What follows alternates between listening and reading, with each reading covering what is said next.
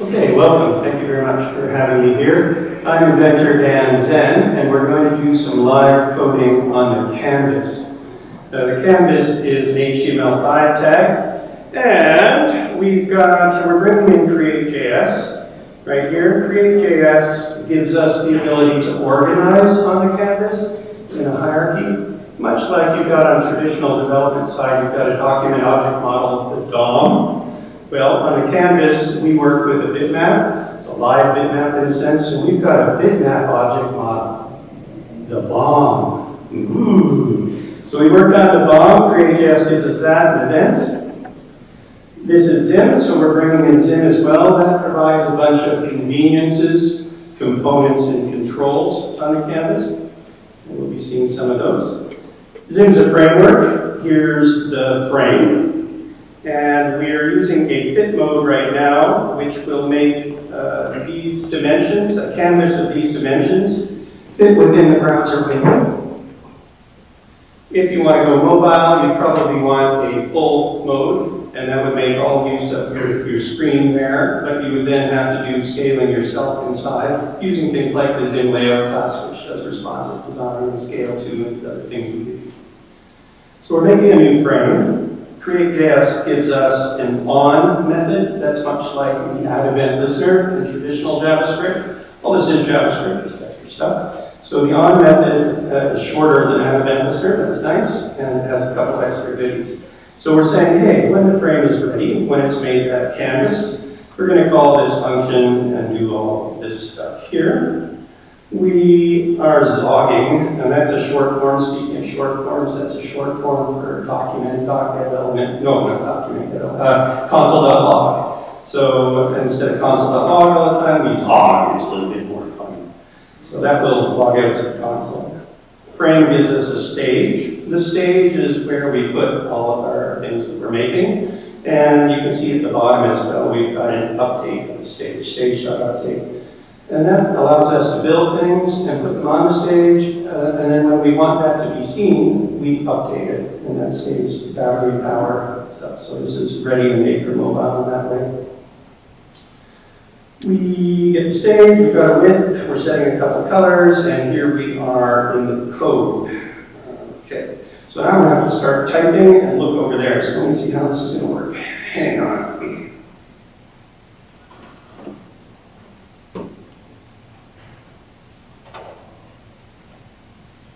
Okay, that might not be quite as loud because we'll have to move back a little bit. We'll make a new circle. And we can also make this a bit bigger for you as well so you can see that a bit easier. A new circle. We'll give it a radius of 100 and a color of frame.pink, for instance. Like that, and we'll center that on the stage, and we'll drag it. So there's a couple ways we can put things on the stage. One way is to center it, and that's kind of nice. And when we chain like that, that's called chaining. When we chain like that, we'll often drop it onto the next line, like so. So for chaining to work, drag needs to be put on the object. The object is our circle. So if drag needs to be put on the object, then that means center needs to return the object. So center is already put on the object, as you can see, but to chain our methods all the way along, the methods return another. And ZIM is almost fully chainable. So that's how we'll be doing it. We save that, and we do it in a browser. Right click, open in browser. And there we have a pink circle on the stage that we can drag around. There's other ways to add to the stage as well. You could just say add to, and that will add it to the stage. So let's see that. Refresh there, and that adds it at 0, 0. So that's 0, 0 up there in the corner. It just adds it. If you want to position it in certain places, you can close, and then tell it, say 200, 200, and on the stage. Stage. You can spell it, you can do it. So we save that, and now it will position it at position 200, 200, like so. And you might be wondering, well, how do we know that's 200, 200? If we want, we can add a grid, so a new grid, like so. And we save that up, semicolon there, save that up and take a look. And that gives us a grid that we can sort of see what's going on. That's percentage, but if we hit the P key and sort of roll right to the center of that circle, you can see that's 200, 200. But I just want to center right now, so we'll go back to centering. Center. There's also a way to position with what's called place, so you can run place on this, you can drag it to a certain place, and the console will tell you where you put it. So that's a nice, easy way as well. But I just want it centered, and let's take a look at a rectangle as well.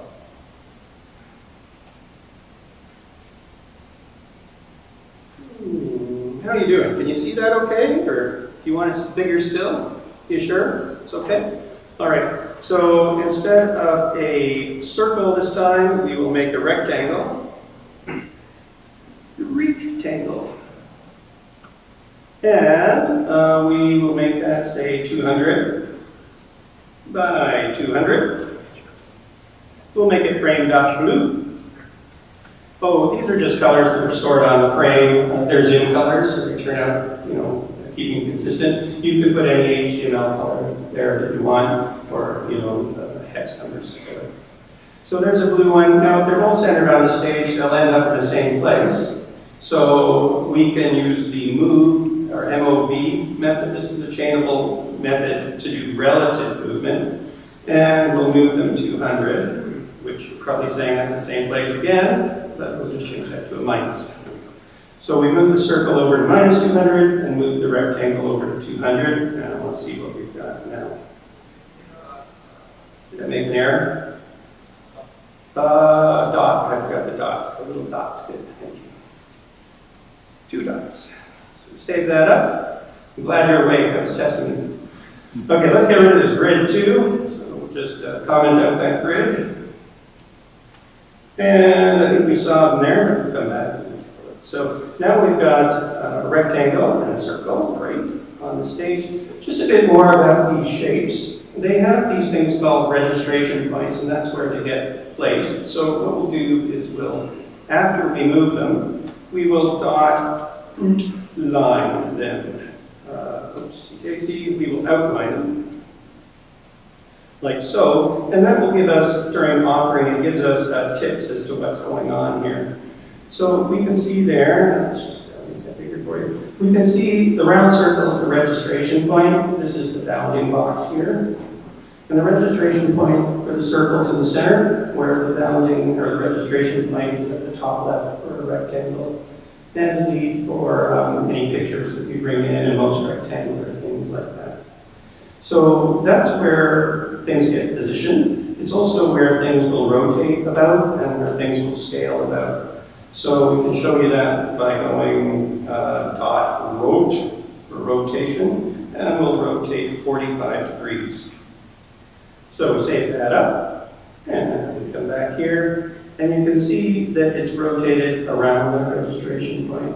So if if we're animating a rectangle, it's sort of important to know where the registration point is so it doesn't look like a pinwheel when you didn't want that. It also scales from that, so let's just quickly check scale. Again, we're using our short little chainable methods here. SCA is one for scale. It's kind of neat. I always like using SCA for command. And we won't scale at 45. That would be much too big, so we'll just scale it twice as big here. We come back, and there you can see the scale as well. Scale from the registration point. So it might be good if we know how to set a registration point. We can use reg, or we can just say center reg. So now the rectangle will have its registration point centered and added to the stage in the center of the stage. So we save that up and refresh here. And you can see that the scale is coming out from the center there. Sorry, we had to leave you guys.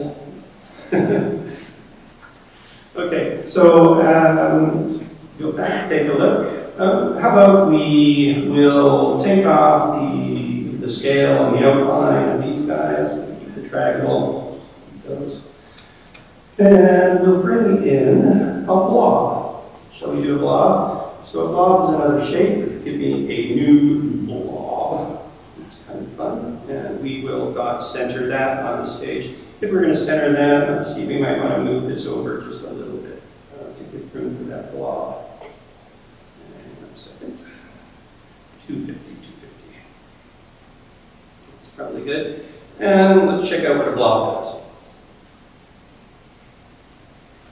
So there it is. It gets these Bezier points that are like that, and you can move them and make shapes and stuff. Now the Bezier points, if you double click on them, they change the type. So oops, they change the type. On mobile, those are bigger too, so you can grab them. But these work independently, you see that? And if I double click again, they disappear. So I'll double click twice, and that gives us points like this, which allows us to also make polygons and things.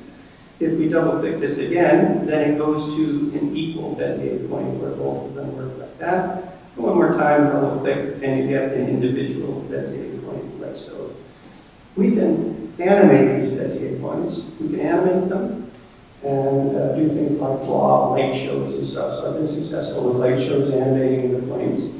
We can also record the points, and then you can take what you've recorded, shows it in the console. You can take what you've recorded and pass them in as a parameter. So you can pre-make Bezier points, and you can hide the controls if you want. So it's pretty handy. Let's go in and take a look at something else here. It's called transform. So right now, we don't need to drag. Well, we don't need to, yeah, okay. So here we'll transform, both instead of drag, transform. There's also gesture. Gesture allows you to pinch and zoom and rotate, like your gestures for mobile. So if you just say dot gesture, you get all that on your objects that you're making. Here's what transform does. We save that up and refresh here. It gives us, do we still have the outlines going on those? We do. Okay, let's do that. And was there another outline hanging around? No, okay, so just on the circle. So now we're transforming. We'll come in and take a look. It gives us transformation tools, which allow us to scale things and resize like so. Get them on this one, etc. So the transforms are cool because it allows people to make things from these shapes. For the blob, we don't really need it because it gets its own Bezier points. And then there's this thing called a transform manager. So underneath here, we'll make a transform manager. New transform manager. And we need to pass to that each of the objects that we're wanting to manage. So we need references to var circle is equal to. One nice thing about chaining is you don't have to make these bars often, but this time we don't need to reference it for later, so we need references. Call that one rect is equal to, and how about this one will be blob is equal to, with a bar. There we go. Now we can add these things into the transform manager in an array. So that was circle, comma, rect. And what was the other one? Blob. Here we go. The transform manager will let us do one transformation at a time, so it organizes that. And it also has this thing called persist. So we'll dot persist onto that. Persist. And we passed in an ID. How about DevTO? Nice. Okay, so any guesses as to what this will do? So we save it here. And now let's see, we'll make this a little bit bigger. Like that, we'll make some art. So here's the user making some art. Ooh, some green banana art. And there's you guys looking at that art. And now we refresh, or we even close down the browser. And open in browser. Open in browser. And there it is saved. So it remembers what they built in a fairly simple way. Okay, let's get rid of this transform stuff and our rect, and we'll go back to the circle that was centered. change that back to a drag. And we won't bother moving it. Now we only have one thing. Instead, we will animate the circle. The first parameter of animate is the properties that you want to animate stored in an object. So we make an object literal like that, and we say, oh, I want to animate the scale to, say, twice as big. The second parameter of animate is the time. So how about in a second? And now we're changing on animate to that. Let me refresh here. And there, that might be nice to kind of rewind that, yeah. So let's rewind that. To rewind, unfortunately, rewind is about the 10th parameter. And we have to go comma null, comma null, comma null, you know, past the easing type and past the weight and the callback functions and stuff. So in ZIMduo, that's ZIM2, we're in ZIM6 now, and ZIM6 really. Back in ZIMduo, we introduced the ZIMduo technique.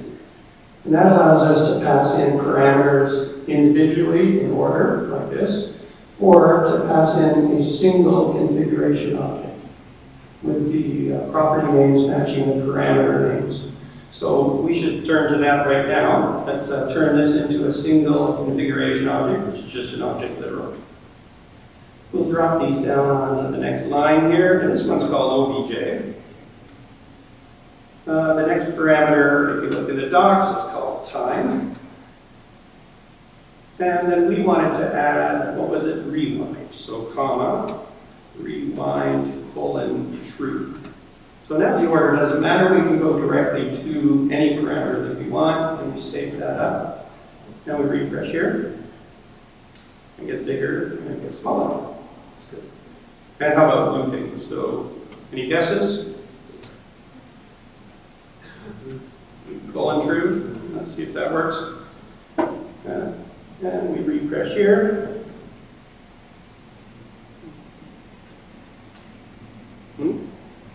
That's good. Okay, so we could also animate more than one property. For instance, we could animate its x position as well, so something like 800. And we could do relative animation by putting quote 100 and then remove 200 from where it is. That kind of thing. I've been doing animation for a long time, back in the green sock day, you know, etc. This animation system is really nice. It's very powerful. It's got everything you need. It's way easier to read than, say, CSS animations, for instance.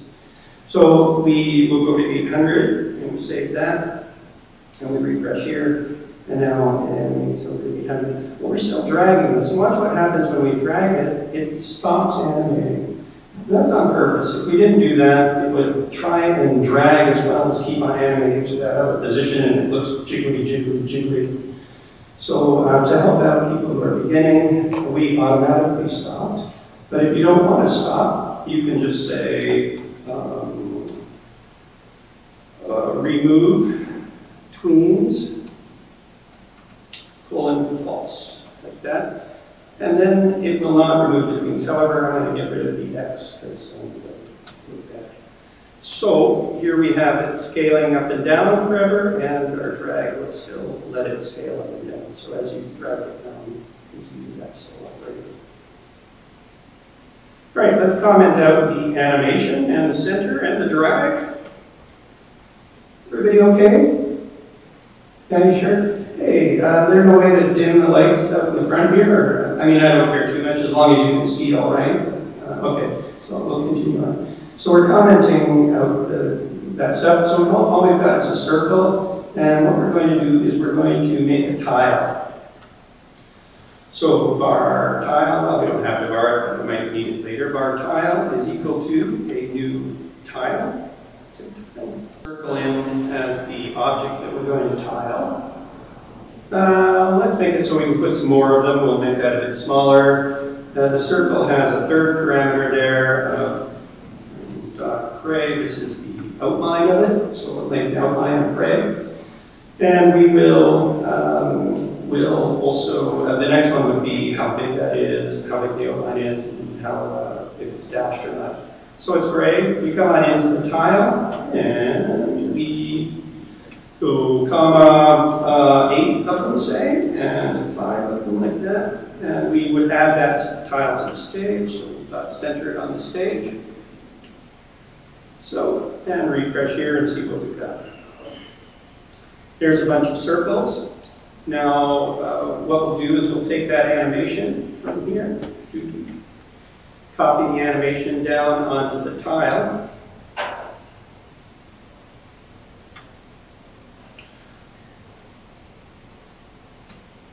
And that will animate the tile. It will look a little bit ugly because it's going to animate it off from the top left corner there, but you know how to fix that, right? We just center reg, like so. And if we center reg, it will do the animation from the middle. But that's not really what I want to do. I don't want to animate the whole tile. I want to animate each thing inside the tile in a sequence, say with 100 milliseconds in between. So we go sequence, colon 100, and let's see what happens now. We refresh, and there she goes in sequence. Okay, a little bit more about the conveniences of the tile itself is a container. It extends a container. We can do lots of things with a container. If we put an event on the container, for instance, tile.on, click, we can capture an event function. So it will do this function when we click, and in there we'll capture the event object. That's e.target, for instance. It's information about the click. E.target, for instance. I can do it. Target.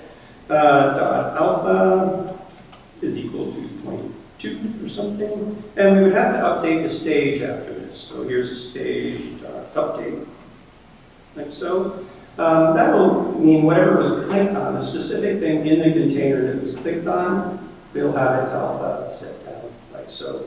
We might want to show that we can click on something there by adding a .cur, which brings in a cursor. Any CSS cursor can go in those brackets by default, it will be a pointer. That's great, so we save that up, you can see that we have a cursor there as well.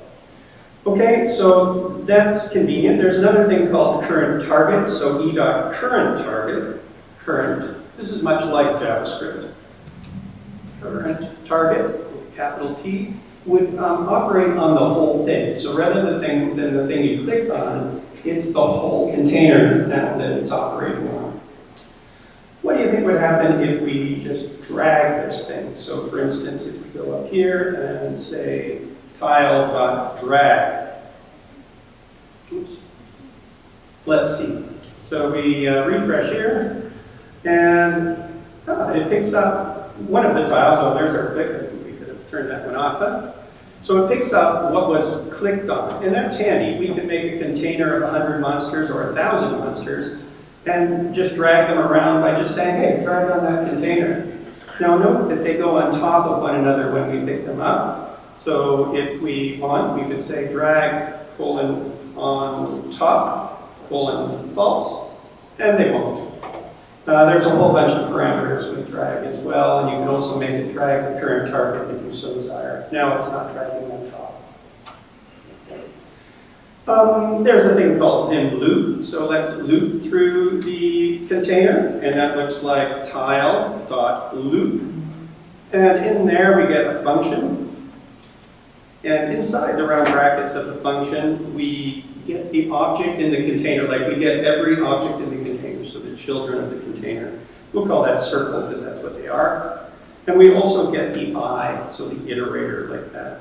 And then here's our function. And we can do things in here. We can say circle dot radius, for instance, is equal to rand, how about 5 to 10 to 50. Those little brackets there, 10 to 50. Now this is one of the conveniences of ZIM. There's a bunch of functions that are available, such as rand that we use over and over again, and now we get random radius, as you can see there. We can make an array, for instance, so var circles is equal to frame.pink, frame.green, frame dot, what other, blue, how about, okay? And so there's an array, and what we're going to do is we're going to use the I to get the element of the array. So in here, we're just saying, a circle dot color is equal to the array, which is colors, at I, but when we're looping through that, we have to use the modules. So colors dot length. And if you don't know what that is doing, then don't worry too much about it. But now what we're doing is getting a bunch of random colors. Or no, we're getting colors in order. And there we are. Oh, a little break. Hey, did you see what it was? What? What's the array name? Oh, it's colors is, it's circles. Okay, colors. Right, okay, that should work out all right, I think. And let me refresh. There, and there's a bunch of random colors. Well spotted, guys, A+. Now, if we wanted random colors, we could use another thing called shuffle. Shuffle. And in here, we'll shuffle our colors, and we'll grab the first one. So these are these conveniences we were talking about. So now it's got random colors going on. And you may look at the conveniences and say, hey, wait a minute, what if we already have a rand out there in the world or a shuffle out there in the world? Well, Zim has namespaces, so we can say Zim dot. And on anything that is Zim, we say Zim dot like that. And here's where we made a tile, so we would say new Zim dot tile, etc. Now those still get made as global functions, but if we come up to the very top here, there's the Zim namespace. It's now set to false, which means we don't need them. But if we say true there, that's all you have to do. And we don't make global functions or classes. It all uses the Zim namespace. So that's a taste of Zim. Now, all it's done is really shown you the care that we put into some of the basics of what we're doing. And these have been built on things like Create.js, which are wonderful people doing a lot for the interactive media world for free, only for your applause and likes and stuff like that. Same with me and all the people that are using Zim. What I'd like to do is show you just a 2-minute video that takes you through some of the components and controls of Zim. Things like components are buttons, dials, sliders, color pickers, that kind of stuff.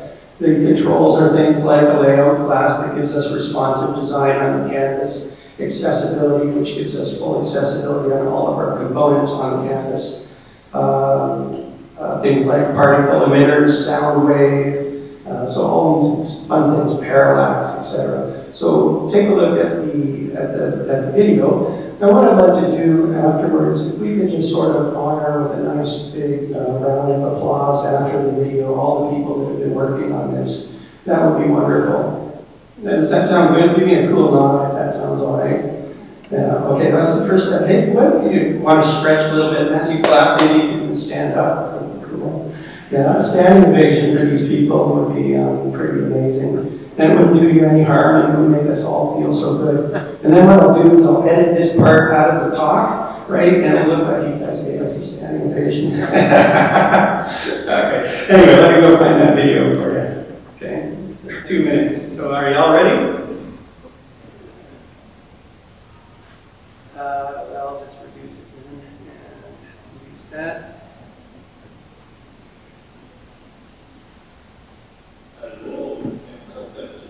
JavaScript canvas framework. We're going to show you some examples of Zim, and Zim can be found at ZIMjs.com. Let's go to the site now, ZIMjs.com, and press examples. And we'll take a look at the fourth one there, Space Guy. Ooh, there he is. And note that he walks around, so it's called a sprite. And shoot. And then we can add some text. Like that. Yes, that is good. And make that helps. Oh yeah. All that kind of stuff. They're soup working with physics. Oh, we don't need phosphorus. Those guys. Now I'm triangles that are based on colors.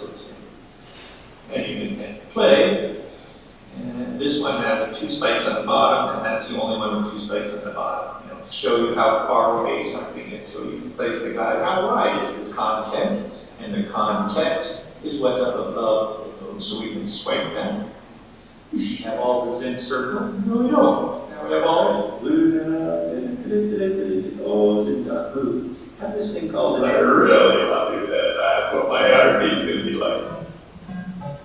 Same speed. Oh no! And we're spitting out all these particles and then they're curving in them. Ooh, isn't that pretty? Sort of atomic like with code. And as we mentioned, when we get back to the ornament, then what you can do is adjust the sliders that we're making. We make a blue with a blob behind. Like prime one way at the end, got it. I flick these things up and go twang, clue, like that, like so. And we can also start making and so we're scrolling and you can animate. So there's animation based on the scroll right there. So a checkbox here that opened up some radio buttons, and we can drag that and hit. We're testing that you wrap them, and then we can deliver. Guide me to places. So if we're over here and we want to go, there we go. Do you recognize this? Do you remember these? And this could be any maze. This could be your maze, or you could let the user just open them all up. So you're welcome to look through some of the examples that we were showing the others and have fun with this little mini site here, the Zim examples. The Zim examples. And that's ZIMjs.com. I am Dr. Abstract. Happy birthday, Fortnite. Thank you very much.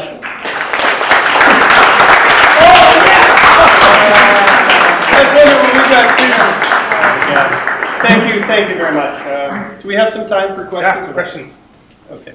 I didn't think there'd be time for questions. Have you worked on the canvas before? Okay, hey, go talk to yourselves. Talk among yourselves. Come up with a question, okay? Talk to each other. Find a question. Half a second. Oh, you got one? Somebody made a HTML5 what you see, what you get framework. In editor, okay. With this, with ZIMjs? Yeah. Nobody has. We're missing the WYSIWYG part, right? You know, the stuff that Flash used to have where you can move things about. You can tell that we're pretty close there. We've got shapes, and those transforms work on components. So we can drop components on there and transform them. We're so close to that, aren't we, having a WYSIWYG? I kind of almost don't want to do it. You know, it's a big endeavor, and I love code. So I almost want to just keep it code and give you as much as we can in code alone, but make it easy for designers to come in and artists and stuff to use code rather than try and get mixed up with these WYSIWYG editors like we did in Flash. So it's a bit of a philosophy struggle there. That's right. I was going to get the code error. Yeah, well, you know, there we go. So any other thoughts? Did you like it? Yeah? Okay, good.